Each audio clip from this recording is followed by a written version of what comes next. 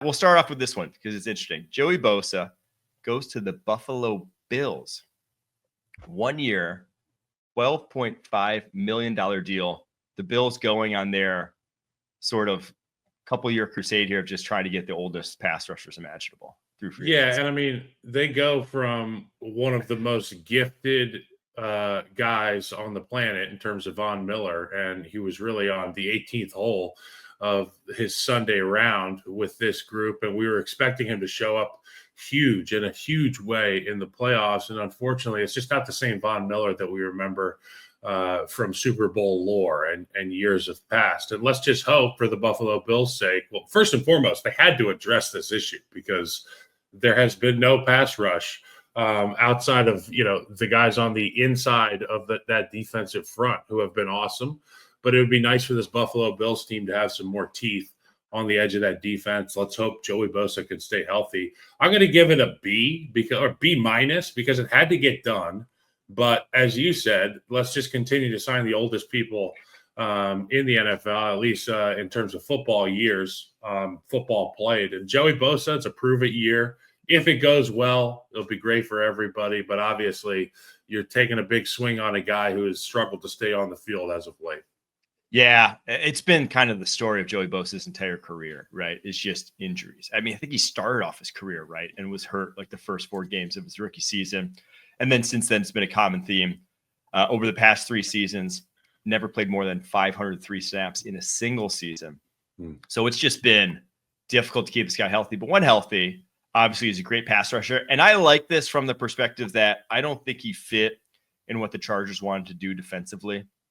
They were they did not let him pin his ears back and go. But Joey Bosa is at his best when he can just get upfield and attack. And he's going to feel like on that Buffalo Bills defensive line, he's back at Ohio State with what they were doing way back when. So it's crazy to think he's actually not even 30 years old yet. He'll be 30 years old by the time the season rolls around, but he's been in the league forever, it seems like, since the 2016 draft. And still maybe does have some tread on the tires, depending on if he can stay healthy or not. I have a quick little way to finish this. I was a guy who dealt with a ton of injuries, some bad breaks. Guys would land on you around the pile, unlucky stuff. And people start to think you're made of glass when, in fact, the roll of the dice just hasn't gone your way a couple of these times. We've seen a lot of players get through the entirety of their career without having one of those ill-advised friendly fire type situations happen. For Joey Bosa, he's still young enough to be able to go out there and prove to people that maybe he's just had a couple bad breaks. And I'm rooting for him because I've been that guy before.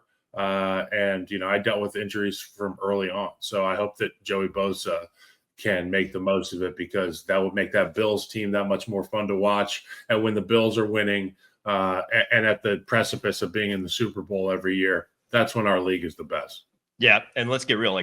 That's a big discount for what he could be for you. $12.5 million. If that guy had been healthy, when he is healthy, he is a mid 20 to high $20 million pass rusher, not a $12.5 million a year pass rusher.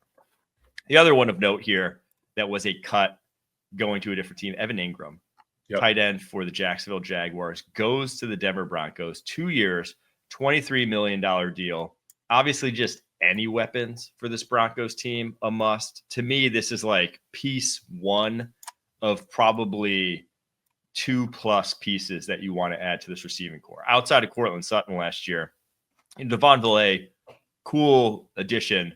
You need a true number 2 there. I think this is a team that's firmly going to be in play for the draft, but this at least gives you an athletic tight end that you can feature in the passing game. Yeah, and you know what? People are going to point to some of those injury concerns. Obviously, a couple of years ago, he had, 1,000 yards, and he was prolific in their offense. And then last year, he dealt with the shoulder, which is that labrum. But, the great thing for a guy like Evan Engram, you don't run on your labrum. The thing that concerns me is that hamstring he dealt with because you're getting up in age now. You're around 30, 31 years old by my math. And those hamstrings don't tend to get better as you get older. So for a guy who can be such a dynamic receiving threat and a big-time missing piece for this Broncos offense, I'm going to be a little bit cognizant of the fact that he is how old he is. And with that much running, with that little oxygen in Denver, I would imagine it's tough to be able to get over some of those soft tissue injuries. And I hate to get a little pseudoscience with you, but that's just how the world works there, Mike. I love it. I love getting into the altitude takes. I'm here for that. I'm going sea level if I'm Evan Engram. Yeah. If I'm 30 and all right, let's get to the top 100 guys that have come off the board of late. We have Justin Reid. This one stopped me in my tracks when I saw it. Did a double take. I had to check it again. Signs with none other than the New Orleans Saints for a 3-year, $31.5 million deal. This, to me, is the missing piece to a championship team. I don't know what you think, but this pushes them over the edge, right? This is it. The Saints are your front runners in the NFC now. Okay. Oh, wait, no, they still suck. I'm going to give you the other side of it. Sorry. Because if I'm the Saints and I'm aware of the cap hell that we are in, and you've done a great job of illustrating that throughout the course of the season, I want to do my best to, when I'm building this new New Orleans Saints program from the ground up, I want to have big-time leaders in that building. Not just leaders in terms of years played or football intelligence or toughness on the field. Guys who have been to the top of the mountain time and time again. Justin Reid's experience in Kansas City was priceless, in my opinion. And if I'm a new coach, if I'm a head coach, and I'm not on that side of the ball, like, I'm thinking about our guy in New Orleans. He's an offensive guy. I want a coach playing for our defense because I can't be in that room all the time. And with a guy like Justin Reid, you have the benefit of the doubt there. Well, they're just ripping up all the guys who are in that mold. Tyrann Mathieu, they did it before. He was that guy for the Chiefs at one point in time. Now, Justin Reid was the guy for the Chiefs at one point in time. So just basically taking their sloppy seconds to put it. Not a bad sloppy seconds. But yeah, I do think, I think I'm hitting the Saints a little too hard. They aren't bad. This is not a bad roster. The problem is this is a very thin roster. And the problem is they're never giving themselves a buffer. They're never giving themselves a buffer to really hit reset on this thing. They're pushing it to the edge every single year, every single time. And it's just only making the true ability to hard reset this roster more difficult. And now they're making themselves even more difficult to find a quarterback. I thought this was the year to trade Derek Carr, really have it suck.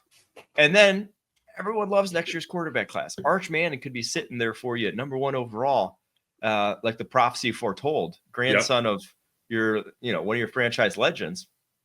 But alas, not the Mickey Loomis way. He's going to do this. If he didn't do it this year, Saints fans, he's never going to do it. There's no point in the Mickey Loomis era where he's going to say, that's it. We have to hit reset. This is it. No, if he's going to keep pushing it to the edge of this offseason, you can expect this to be the way every offseason until, they have absurd cap hit after absurd cap hit of guys they're just lucky. I'll just say that guys like Cameron Jordan, guys like DeMario Davis guys like Alvin Kamara have stayed effective past what's usually the shelf life of effective players. Because it would look even worse. It would look even worse for those guys down there. Hey, you know what looks terrible? That team up north right now, the Green Bay Packers, they are making all kind of head-scratching decisions. The next player on our list, where did that one come from? None other than Josh Myers going to the Jets. What do you think about this situation, weighing into the fact that they just brought Aaron Banks in for $1 quadrillion this past couple days? Yeah, so Josh Myers goes to the Jets for not a quadrillion, for $3.5 million. And for as much as I've lamented Josh Myers over the course of his career, 4 years as a starter with the Green Bay Packers, he is still he's one of the 32 best centers in the NFL, I'll say. He is a starting center in the league. Now, obviously, you'd want to do better. And from the Packers' perspective, they spent an arm and a leg on Aaron Banks to reshuffle this offensive line and try to do better. But, man, that's the kind of deal you want to sign in free agency. Because now, and he's not going to start for the Jets, right? They got Joe Tippmann there at the center position. He's kind of your 3-position backup, hopefully, on the interior. But he's a backup that, your center goes down, you're fine. And guess what? Centers go down a lot. It's offensive linemen go down a lot. It's a lot of bodies in there, as you mentioned, and it's not their fault. They just get rolled up, guys. Bodies get tossed on you in the interior, and this is a great signing. So if you're looking at the Jets, and what they've done so far. Yeah, they kind of hitched their wagon to Justin Fields to reset things, but I like how they built it up around it. And I think things are going in a different direction for them. We'll see obviously how the draft fares, but this is a great signing in my opinion. If the guy who's played that much football, 3,719 snaps in his career, you love to add guys like that on really, really cheap deals like this. All right, we got another one here. We got another Zeitler deal coming up here. Another sort of budget signing that I think could pay off big dividends. It's Kevin Zeitler to the Tennessee Titans. The exception to the age rule. Yeah, this guy at 35 years old has not slowed down one bit. Just turned 35, so he will be 35 this upcoming season. But as much as I don't agree with every way that the Titans tried to rebuild this offensive line over the past 2 seasons, they have rebuilt it. This is a much improved offensive line. Now, what it's going to look like. So left tackle is going to be Dan Moore Jr., the guy who just signed from the Pittsburgh Steelers. Left guard, Peter Skoronski. Center, Lloyd Cushenberry, who gave that big money deal to last year. Right guard, Kevin Zeitler. Right tackle, J.C. Latham. And then you have guys like Nicholas Petit-Frere, Dylan Radins, Jalen Duncan, who have started for you, who are young on rookie deals. They're now backups, right? Actually, I guess Dylan Radins isn't a backup. He's still Petit-Frere was a 10-sack guy. He was a 10-sack guy. So they want him to be rotational. You want those guys to be rotational players at this point in time. So the Tennessee Titans, it's at least a situation where if it's Will Levis, if it's Cam Ward, it's survivable, right? You got some guys back there. It's not what you saw last year. And as far as Kevin Zeitler goes, Mike, you'd have to back me up or prove me wrong on this. But at 35 years old, the guy is still getting it done at the offensive line. And for the Tennessee Titans, it's like Big Cat, Barstool Big Cat. He went on this historic run this month in gambling, and he got to like 16-0. And I kind of feel like if you're tailing Big Cat at the 16-0, like tail him on the 17th game, it feels like signing a 35-year-old Kevin Zeitler because of the fact that he's been so good for so long. But you're like, is this the year where it doesn't work out? Because these things tend to not work out eventually. Like even Jason Peters, one of the freakiest guys, had to put his helmet away this past year. For Kevin Zeitler, what is the expiration date? Because they're going to be counting on him to play some good football, particularly if they have a young guy at quarterback. Here's the thing. He hasn't suffered an injury. That's the biggest thing at that age, in my opinion, it's not really a steady decline. It is a one small thing can basically stop. Like you just don't recover at 35 the way you did at 25. No. And so he has now for 5 straight seasons played at least 1,000 snaps. Yeah. The last time he missed more than a couple games in a season was 2014. That's the guys you bet on at that age to, remember like Andrew Whitworth at that age, like he was a guy who just never missed snaps. And then all of a sudden, like, he plays to 40. Guy. So if the guy has been consistently not getting hurt and not missing serious time, they just don't have the same wear on their bodies in terms of like worrying about being able to recover. So those are the guys you take a chance on. 5 straight seasons at 29 plus of playing 1,000 snaps a year, that they should give him a little pin that he wears on every piece of clothing. We should be studying this guy's genetics, dude. What's he got? Yeah. What's the secret sauce in there? Give me some of what he's got. Clone him into every offensive lineman because that's the biggest thing, right? And you obviously know firsthand is that just injuries. Sometimes you're just never the same after it. They say bullets don't have names on them. It's the same thing with flying bodies on the football field. They don't have names on them either, and they just land on anybody. Well, sometimes they do, and it's Chris Jones, and it's unfortunate. Or it's a whole cast of characters. But this isn't therapy, so I'm not going to get into the names, okay? But things happen, and some of them are preventable, some are not. But with Zeitler, I mean, he had 3 years with the Ravens after people thought, it was probably done with the Giants. 3 great years, outplays his contract. 1 year with the Lions, outplays his contract. There's a good chance he outplays his contract for the Tennessee Titans. So I think from that perspective, love this signing. But I will say, I remember when the Packers signed Jeff Saturday. I was hyped I was like a Hall of Fame center, Jeff Saturday. I had to bench him by like week 8. It was just over for him. Sometimes at that age, it goes and it goes quickly. All right, next one up, number 44 in this list. DeMarcus Lawrence goes to the Seattle Seahawks for a 3-year, $42 million deal. Now, Lawrence has been oft injured the past few years. Obviously, this past year only played 167 snaps. 2022 was the last time he really played a full complement of snaps in a season. He is going to be 33 years old here very shortly. This one, I don't know. This one I'm a little worried about because he is coming off a big injury. He is up there in age. He is not necessarily a guy who relied on athleticism, but at that point in time, it's like, I don't know if I'm committing 3 years to a guy like that, especially when I have a pretty strong core there already in place along this defensive line, and guys like Boye Mafe, Byron Murphy, Leonard Williams, Derek Hall. What a crew. It's a good defensive line. Chene Owusu.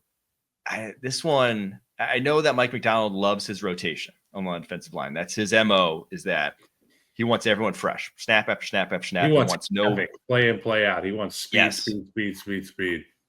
So we'll see. But this one, if I were them, I would have rather had like the Joey Bosa 1 year 12, right? This seems like we'll see what the guaranteed is and how much they're on the hook for if it's like truly ends up being a 1 year sort of deal.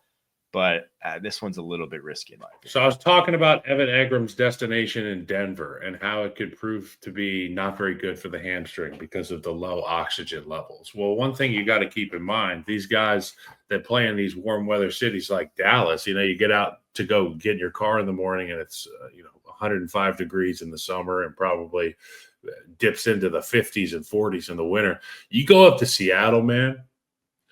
You go up to Seattle and you play some football and you just living conditions throughout the course of the football season. You're vitamin D deficient. You don't see the sun for months.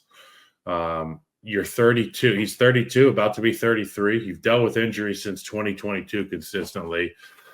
That's a tough, it's a tough ask for a guy to go up there. But as you said, there's already really good players in that defensive line room, which takes the pressure off of Tank Lawrence a little bit. But at the end of the day, it's 3 years, $42 million. That is a lot of pressure. That comes with pressure. And when you sign for a big deal like that, you got to come ready to play. So I hope for Tank Lawrence that he'll be great because he's been so much fun to watch when he is right. But man, oh man, to your point, it's a lofty number. They could have saved $32 million. They could have saved $30 million and brought in Joey Bosa. Yeah. So we'll see. We'll see how it ends up going for that one. But that one's just a big, big question mark, in my opinion. Last of the top 100 ones, and then maybe we'll get to a couple outside of the top 100 that intrigue us. Nuke Hopkins goes to the Ravens, 1 year, $6 million deal. This one, if you watch him at all last season, should not be surprising. It was kind of the gas tank is empty in terms of his ability to get open. Obviously, he's going to be able to catch a football at an elite level until he's 100 years old. The guy has some of the best hands I've ever seen, and he's reliable. He is now, I think, for this offense, you have two guys that can get open at will. You have probably two of the best separators. You're probably the best a top 3 separating duo in the NFL in Rashad Bateman and Zay Flowers. This is now your big slot. Yep. Run the spot routes over the middle of the football field. Basically, Lamar's exceptional at those throws, at finding the holes in zones. He is your almost Travis Kelce in this offense when you do go 3 wide. I don't think it's really anything more than that I'm expecting. Yeah, it's a great way to put it. I mean, they're going to put him somewhere close to the tight end, somewhere close to the line of scrimmage. They're going to have him beat up man coverage. If anybody, for whatever reason, tries to press, he can get inside. And to your point, he's a great guy with his body control, and he catches with his hands out away from the defenders and himself. But also to your point, not separating right now. So I do see him as being a big part of that RPO action in the middle of the field where the ball's out quick and it's on you fast, because you need somebody with those reliable hands like DeAndre Hopkins.